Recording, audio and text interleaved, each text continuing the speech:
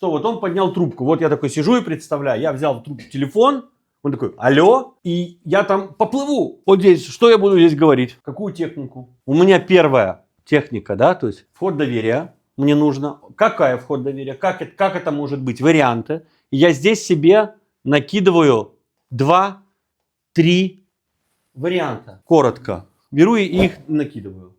У меня есть 2-3 варианта, как я скажу в разговоре. Рукой записал уже как полное предложение. И вот я записал. Олег, добрый день. Это Владимир.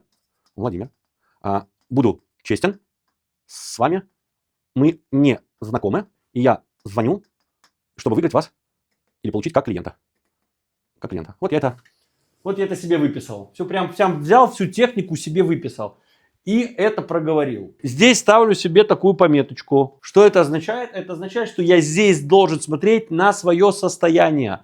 Вот здесь должно быть у меня супер состояние. Я буду на состоянии по эмоциям своим на 5-м уровне. Я должен гореть, я должен быть легким, хотеть разговаривать. И себе пометочку делаю номер 2. Слушай, что на другом конце провода, что с ним, что с оппонентом. Прямо вот так беру и выписываю. Я вот так в голове представляю вот этого прямо человека. Да? Что это за человек, что это там за господин Мюллер, какой он, что вот я прямо, или фрау Мюллер, да, госпожа Мюллер, или кто-то, я вот его в голове себе как бы рисую. Почему я это делаю? Чтобы мой мозг, чтобы мой ум привык к этому. Все, у меня выписана вся вот эта модель. Я понимаю, мне вот это попадется, я говорю вот это и закрываю ее. Все. А я тут могу подумать, а что если она жесткая, то я использую технику номер 2. И номер 3. Все, вот тогда она точно сработает. Окей, они у меня тоже подготовлены. Вот это я говорю 1, говорю 2, говорю 3, и я точно здесь. Все. Когда я здесь, у меня на листке пометка, я вижу. Вот это я буду говорить, думая о состоянии, слушай, что у него. Он поднимает там движуха, и я слушаю, я же вижу вот эту пометку 2. Слушай, что там. Он поднимает там, закройте дверь, пожалуйста. Все, я услышал это. Я говорю, добрый день.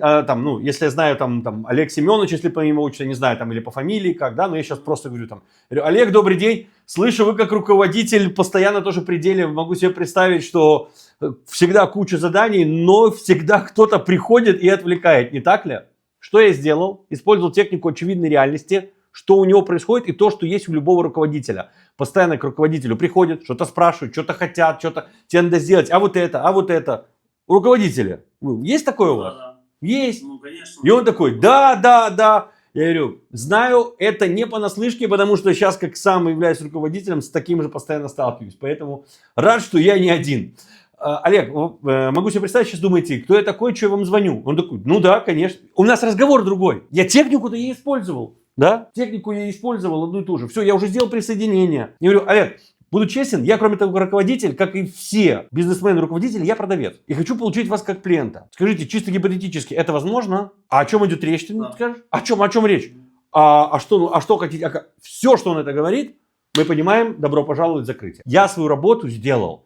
У меня тогда не будет плавания. У меня есть техники, а это мой mind map, где я понимаю, куда я поведу. Сейчас она у меня уже в голове. Но когда нету в голове, я ее рисую. И она тогда нарисована. И там есть раскладка. То есть эта техника. Я уже понимаю, как я планирую разговор на много шагов. Это шахматы, поймите. Это шахматы, это кунг-фу, где вы выигрываете не потому, что больше руками бьете и больше говорите, а где вы видите противника, его движение и можете реагировать и понимать, что если сделаете шаг влево и на 45, у него есть только один выход, повернуться, иначе он спиной окажется. Понимаете? Мы ему делаем возможность, чтобы он отходил свой ход и оказался в том месте, где он только может сказать «да». Естественно, если вы работаете с определенными рынками, они вам скажут «да», просто могут уйти и заблокироваться. Окей, это имеет место быть. Ну и там мы можем взять их как бы за живое, но там просто надо, больше, то есть это японские, корейские, казахские рынки, там они всем трудны, да, то есть они не говорят нет, они всегда говорят да. В нашем пространстве, да, то есть если мы на уровне там говорим в B2B, то здесь вас вообще будет легче. То есть вам человек сказал, да, он как директор, да, окей, все, и мы пошли в разговор, пошли навстречу и так далее. Иначе вы всегда будете плавать в техниках. Когда вы их выписали и подготовили, они у вас как бы коротко, вам не надо всю речь, потому что всю речь вы уже должны наговорить, вам все равно ее нужно как бы проговорить. Она не получится, что вы так бум, достали, просмотрели видео такие, ну все, я эту технику знаю.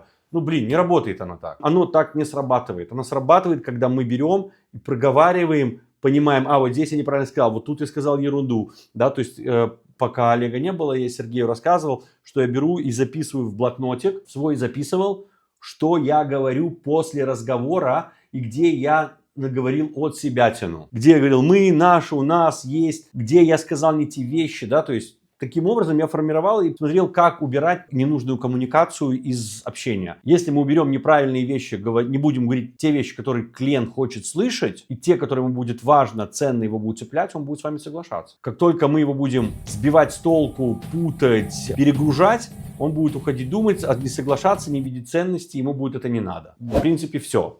Вот все просто. Теперь осталось только технически научиться правильно говорить те вещи, которые нужно, и для этого у нас есть техники. И держать свое состояние, чтобы быть легким.